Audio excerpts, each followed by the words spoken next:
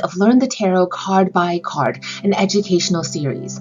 4 different tarot systems are taught concurrently: the Tarot de Marseille, Rider-Waite-Smith, Thoth, and the tarot deck I created and drew myself, the Spirit Keepers Tarot, or SKT. All videos are closed captioned for the deaf and hard of hearing communities, those speaking English as a second language, English as a foreign language, or English as an additional language. For the Marseille card meanings, we are working from the Tarot, published in 1888 by MacGregor Mathers. We will also be referencing Tarot of the Bohemians by Girard and Kaus or Papus. For the Rider-Waite-Smith, both the Pictorial Key by Waite and also the book I wrote, published through North Atlantic Books, Holistic Tarot, will be used. For the Thoth Tarot by Aleister Crowley and Lady Frida Harris, Crowley's Book of Thoth will be our text. And for the Spirit Keepers Tarot, both the medium white book, a free 200-page download, and the Book of Maps are referenced. This video lecture will cover the aces from the minor arcana. Here, the numerology of 1 comes into play, suggesting agency, individuality, autonomy, and unbound potential. Every journey begins with a single step. The aces represent that first single step. There is leadership and initiative here. When you see an ace, think the commencement of an event. On the Kabbalistic tree of life, aces correspond with the Sephira Ketur. Thus, the esoteric understanding of the tarot aces is access to the most potent source of divine inspiration and personal power. This is superconsciousness. In the Spirit Keepers Tarot, aces indicate insemination of the divine seed here on fertile, receptive, material earth. When an ace shows up, you are ready to receive, and Spirit is ready to give. Let's start with the Ace of Baton, or batons, from the Tarot de Marseille. This is the commencement of an enterprise, creative undertaking, or a course of action predicted to lead to glory. In reverse, it indicates persecution, a physical altercation, a physical fight, vexation, or cruelty. This is bigotry or spirituality blocked. The Ace of Wands in the classic Rider-Waite-Smith deck depicts a divine hand appearing from the skies, wielding a wand with 18 green leaves from the Tree of Life, 18 numerologically symbolic of life. When this card shows up, it might suggest a new career milestone or the start of a new project. It's innovation and focused creativity. It might also suggest a nascent masculine energy being birthed. In reverse, when the wand is pointing down and the thumb too is pointed downward, we see setbacks or something new being forced upon you, maybe extenuating circumstances that force you on a new path unwillingly. Here, there may be a lack of clarity and also uncertainty. Crowley notes that the 4 aces represent the roots of the 4 elements, and here the Ace of Wands is the root of the power of fire.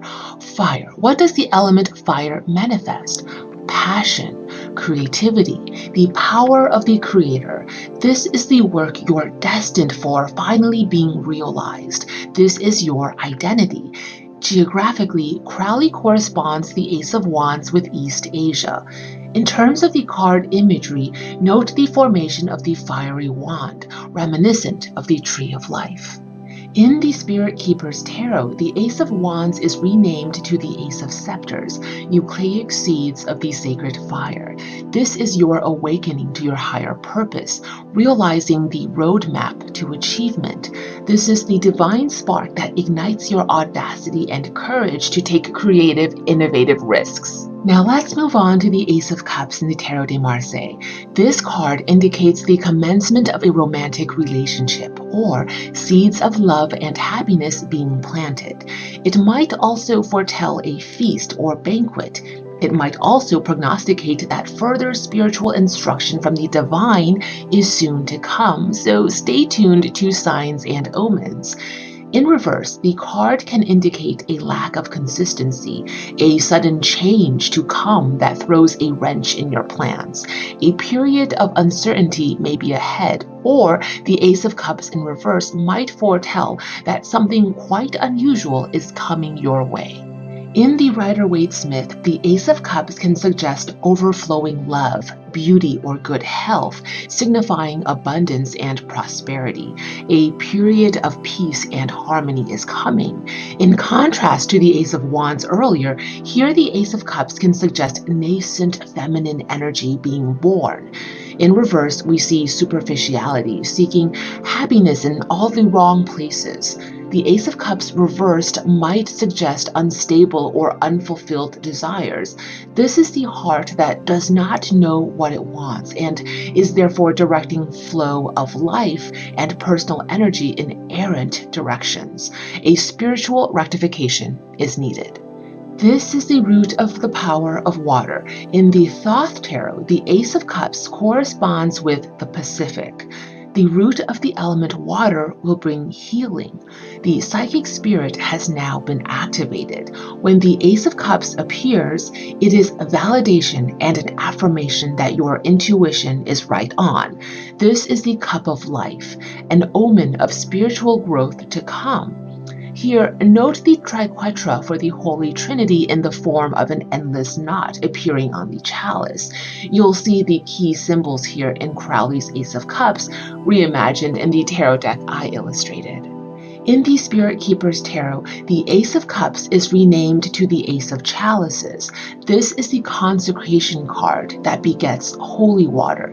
This is soul purification. And in everyday terms, this is when you fall in love, when you realize love, when you are filled with calm and serenity.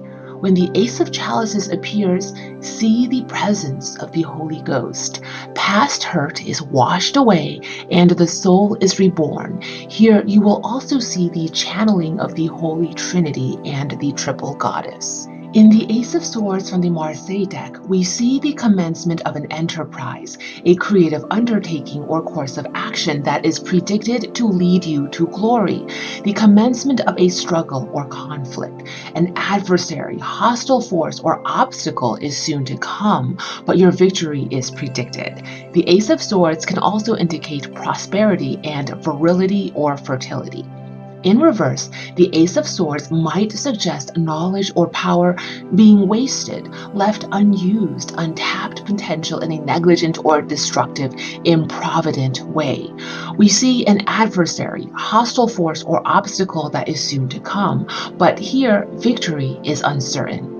Incorporating all that we said about the Ace of Swords so far, the Rider-Waite dovetails on all that with indications of a newborn champion, suggesting perhaps an intellectual conquest, the rise of a new leader, or the archetype of the warrior king present.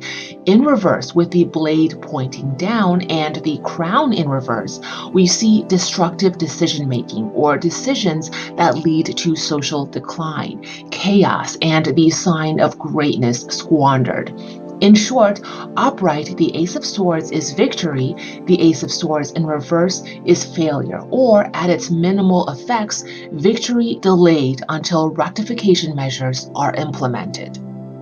In Crowley's Thoth deck, the Ace of Swords is the root of the power of air. This ace and the element air, according to Crowley's Book of Thoth, corresponds with the Americas, the West. The Ace of Swords is courage, ambition, idealism, and directing ideologies outward.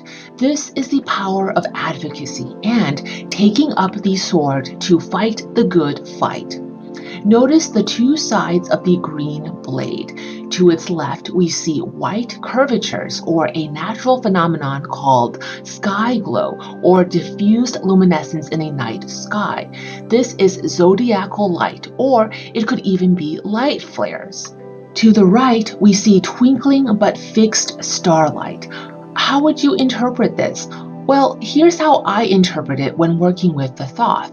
In a tarot spread, cards next to the left side of the Ace of Swords will suggest actions to be taken, movement and activity of the root of the power of air. Cards to the right side of the Ace of Swords will suggest destiny, what's pre-written in the stars or fate. But you will need to decide for yourself how you will interpret these symbolic details. One more thing, let's take a look at the blade on the green sword.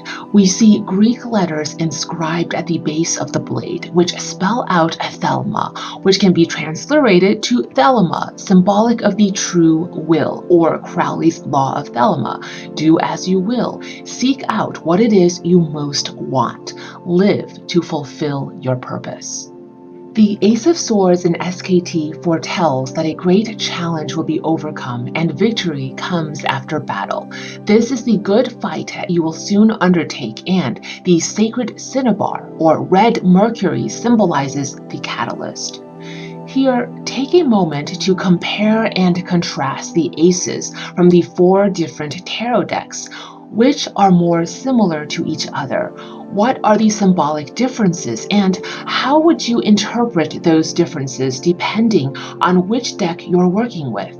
As for reversals in the Thoth and SKT, in either deck, when the Ace of Swords appears in reverse, we see focus scattered, and therefore the blade of will and spirit is misdirected. This is power misgoverned, misapplied, or misused. This is the inefficiency of competence, aptitude, skill, the misdirection of talent. We are now on to the final ace, the Ace of Coins from the Marseille. This is the commencement of trade, or the start of a commercial venture headed for success. We see the development of a business project, or the Ace of Coins can pertain to money matters. The Ace of Coins is generally positive, suggesting material happiness and prosperity. Reversed, the Ace of Coins is still good news. We see money gains, profit earned, and riches manifested. At its worst, there may be delays in the coming of success, but that financial success will come notwithstanding. In the Rider-Waite-Smith, this is the Ace of Pentacles. Incorporating what we said earlier about the Ace of Coins, here there is the indication of investments that yield future gains. Ventures are beget in a fertile environment and therefore lead to success. This is the receiving of assets or opportunities. Something, an advantage, gain, or benefit will be handed to you. In reverse, the Ace of Pentacles may suggest that the gains you receive are fleeting, temporary, and don't last.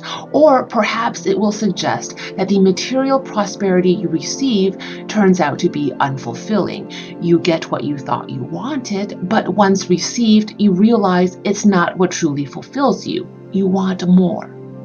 Also, notice how in the Rider-Waite-Smith tarot deck, the Ace of Pentacles is the only ace that does not depict leaves from the tree of life. In the first 3 aces, wands, cups, and swords, there is a motif of religion, philosophy, mythology, and the spiritual science of knowledge. Sparks of divinity are still present. In the Ace of Pentacles, the genesis of opportunity is earthly born, material-based, and is tangible, physical, measurable, not spiritual, emotional, or ideological.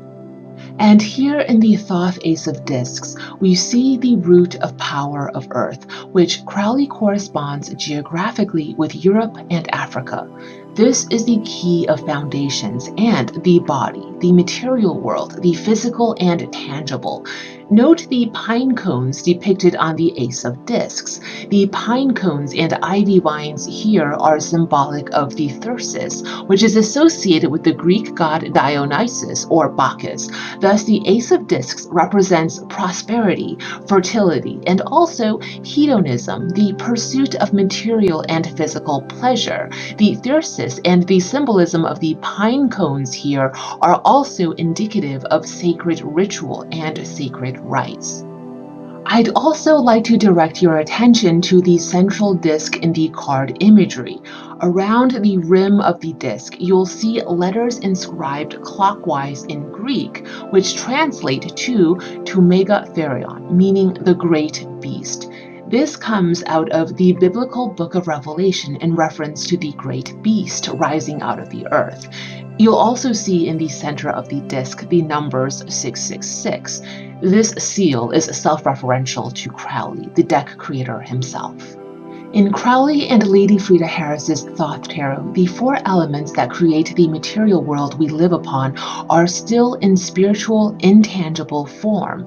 Pictorially, you see the depiction of energy, more notably around the wand cup and the radiating crown above the sword, though the lines formed around the Ace of Discs suggest pathways of magnetism. Crowley notes in the Book of Thoth that the four aces are linked directly to the four princess cards, or tarot pages.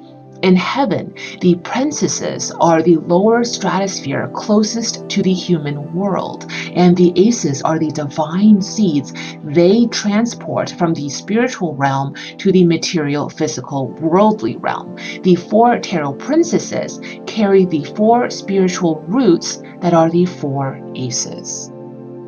Moving on from the Ace of Coins to the Ace of Pentacles to the Ace of Discs, and now in the Spirit Keeper's Tarot deck, the Ace of Orbs. This is realization of your greatest power and potential, when the divine word, represented by the old world writings on the outer cave walls, will become flesh that lives among us, glory of grace and truth materialized. And yet this is the phase of the darkening, because immediately after this moment, what comes right after will be the waning period, the decay, the withering of full bloom. The darkening is the plunging of the sacred seed deep into the darkness of the earth, the sowing of that sacred seed. Why is the Ace of Orbs titled the Bread of Life? The basic universal bread recipe has four ingredients: a leavening agent like yeast, helping the dough to rise. Note the rising sun behind the sacred fire. Water, which is the solvent. Oil, or a fat like butter, which gives bread dough its elasticity. And flour, the nutritive source. A flatbread doesn't even need yeast, so you might frame the four ingredients as fire, or a heat source to bake the bread. Water, in this case the bread of life, is made with holy water. Oil, symbolic of quicksilver, mercury, or its red form for the philosopher's stone cinnabar, and flour.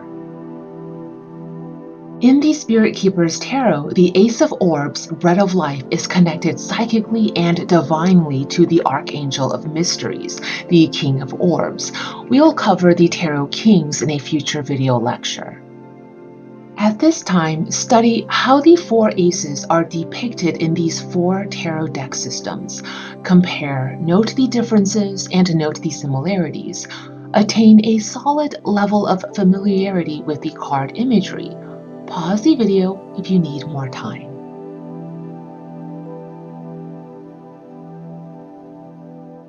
And now take a moment to study how the cards look in reverse, your impressions of the aces when they appear in reverse, and how ill-dignified energies in the four aces make you feel. Pause the video if you need more time.